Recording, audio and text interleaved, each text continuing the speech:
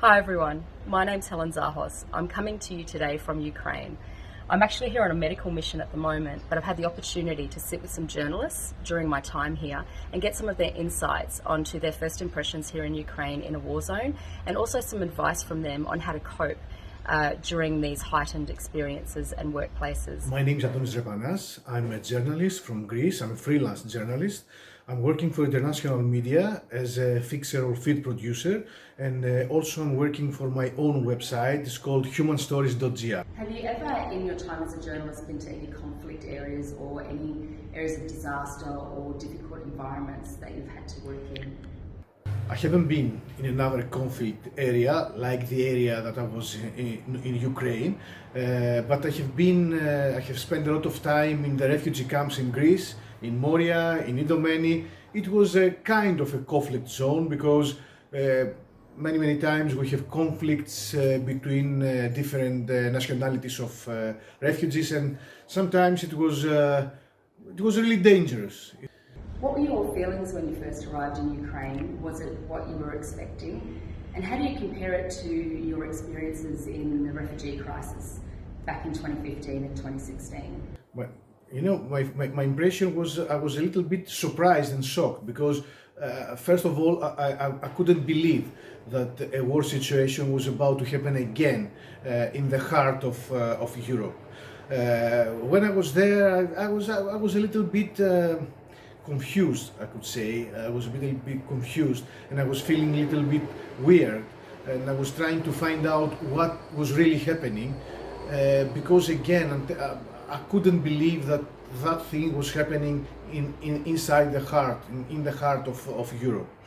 Comparing the two different refugee crises, the one that I have lived in Greece with the people from Middle East and with the people leaving from Ukraine to Poland, there were a lot of similarities. There were a lot of things that were in common, and there were many differences. First of all, the refugees leaving Ukraine to Poland, they were leaving from their houses. The next day they were living in their house, in their cities, and one day after they were in Poland. So they had their clothes, they had some suitcases, not all of them. Some of them they have left only with the clothes that they were wearing.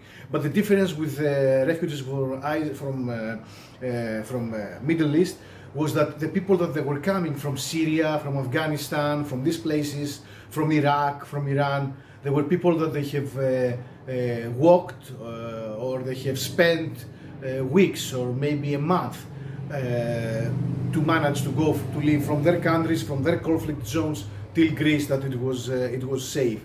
So even the picture of them was totally different.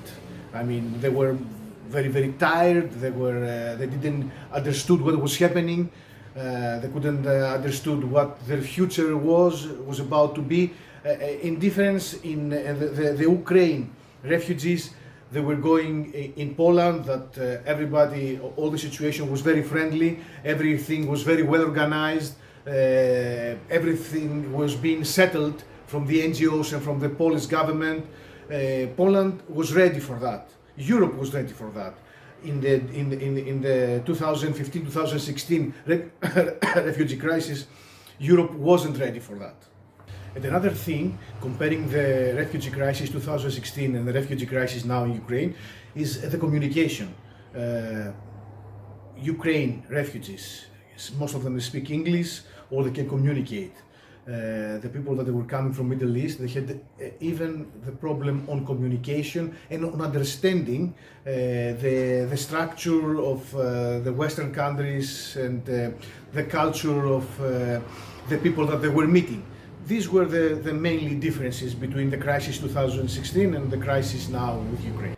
From those experiences, was there anything else that stood out to you that was different, comparing those two environments? Yeah, when I was there, no, I wasn't really afraid. In some parts, I was a little afraid when we were meeting, these barricades and checking points. I was a little afraid because they were checking our phones, they were asking what you are doing here. Even when we were crossing the borders from Poland to Ukraine, I was thinking maybe there was a problem and what do I have to say? And the first time that I heard the sirens of that they were all around, I was a little afraid and I was thinking, now what is happening? Maybe they will bomb us here, maybe a missile will strike somewhere far away or maybe close to us. But when you're in this situation, I think you are prepared, internally prepared. You are prepared for everything. How did you feel when you returned home, back to your family and to your colleagues? Was there any emotional feelings? Did you feel sad at all? I didn't have some emotional problems. I was sad. Yes, I was sad. And I'm still sad when I'm meeting refugees from Ukraine in Greece, because many women with children are coming to Greece. Yeah, I was feeling sad.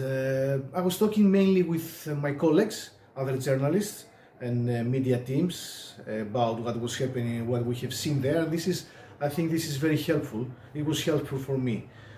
Sometimes in 2016 I was crying a lot because I had the opportunity to meet people and stay with them a lot of time in the refugee camps. Now in Ukraine I was traveling, so I wasn't connected sentimentally, you know. I wasn't connected so much with certain people.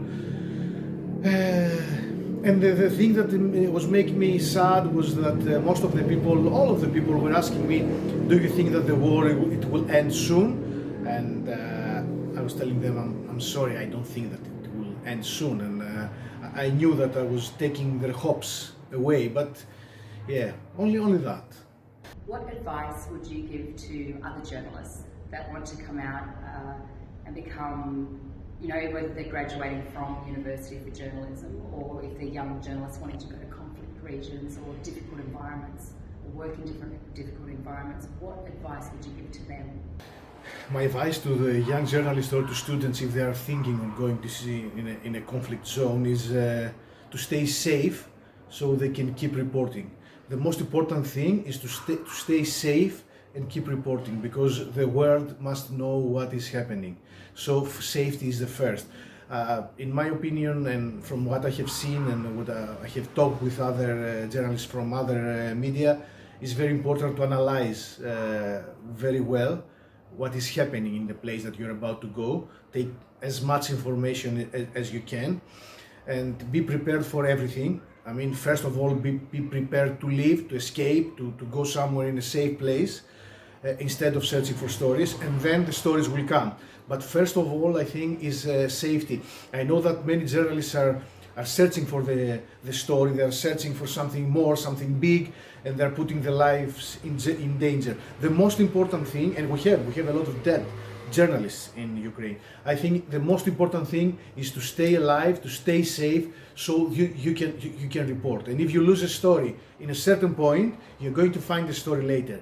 The most important thing is to be safe and to keep reporting.